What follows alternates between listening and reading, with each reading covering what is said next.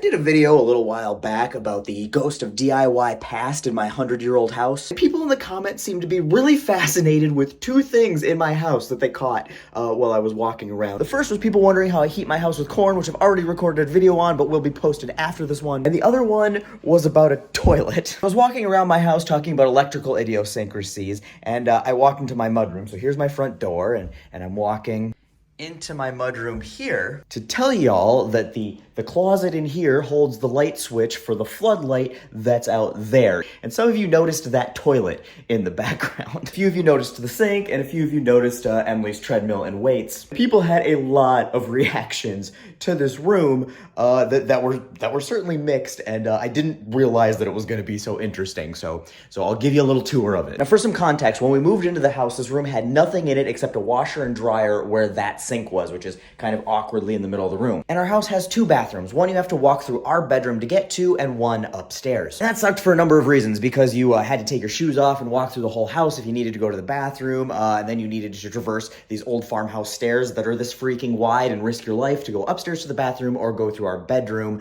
which is, not ideal. So we did some rearranging and renovating. Now you can walk in through the door here, and it's just a few steps around a corner into the mudroom, and voila, you've got a bathroom. You don't have to traipse through the house. You don't have to take your shoes off. You don't have to go up any stairs. Definitely one of the best things I ever did when it came to doing stuff to this house. Then we added a barn door for a little bit of privacy if you need it. And yeah, this room is massive as far as mudrooms go, so we decided to do a couple other things. Since we have dogs, and we live in Minnesota, which doesn't have spring, it has mud season, or this winter it's just had mud season all winter. We put a dog sink in here.